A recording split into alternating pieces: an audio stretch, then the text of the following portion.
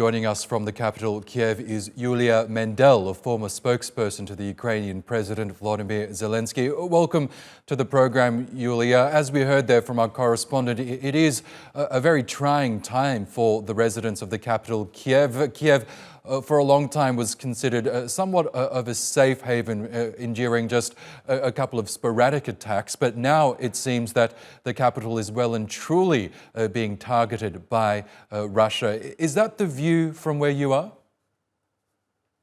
Well, let me say that Russia sent today to Ukraine 70 missiles and at least 5 kamikaze drones that were made in Iran. And Ukrainian air defense managed to shut down 51 missiles and all these 5 drones from Iran. At the same time, those 19 missiles, they really damaged our electricity facilities hugely. And I was talking to the authorities, and I know that no nuclear power plant in Ukraine right now generates electricity for population.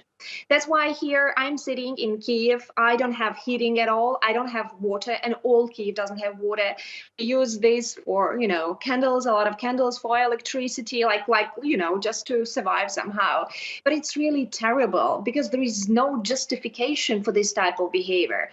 I've heard these terrible explosions today, and I myself started crying because you cannot get used to this. They were so huge, and they were just behind my window. I filmed some of them, and I started calling immediately. And my friend who delivered her daughter just a month and a half ago, she was sitting in the bomb shelter. My cousin, who is 24, she was sitting in the bomb shelter. And my 82-year-old granny, whose village is fully destroyed by Russians in Kherson region, she's now in Kiev, and she was hiding in the corridor, just sitting there because she cannot walk anywhere.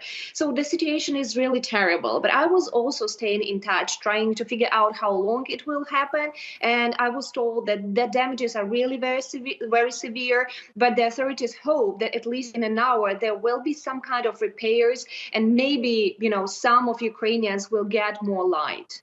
Yes, because in recent days and months, it did seem that Ukraine's counteroffensive was gaining momentum. For example, it prompted Russian forces from the city of Kherson to eventually withdraw. What's your belief now? Do you believe the Russian strategy now is to cripple Ukraine's energy infrastructure, seeing as though its own offensive in the south and the east is failing? Well, Kherson is my hometown, and I communicate with people there and with my family almost every day. And definitely in the last week, Russia turned Kherson just in the frontline city, which is heavily shelled by Russia. The most ridiculous thing is that people there for weeks, they do not have any light, water, or heating, and Russia still tried today to heat their facilities, energy facilities that are being repaired. But I'm talking to people across Ukraine, in Kherson, in Kiev, in different regions where I know, and people, they are becoming more angry at Russia. They understand that Russia can stop it any time.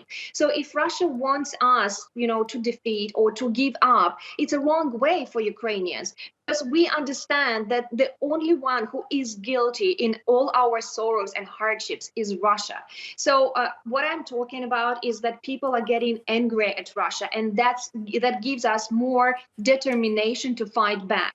And we know that with all the support of all the countries, civilized countries who help us, we can achieve the result. And I must say you that Ukrainians appreciate the help of Mr. Erdogan and Turkish people, because we see how helpful you are in managing so difficult issues, as for instance, grain corridor, because Ukrainian agrarians, were very famous with exporting grain to different countries, and Russia has blocked and stopped it. And it was Turkey actually who pushed to renewal of this corridor. And now we are reducing the hunger actually throughout the world, thanks to all those efforts of Turkey. So here we see that the diplomacy all across the world and help, for Ukraine can help us stand against Russia. The thing is that if we defeat, Russia will just come, to all Ukraine, and Russia is not going to stop. That's why we need to stop Russia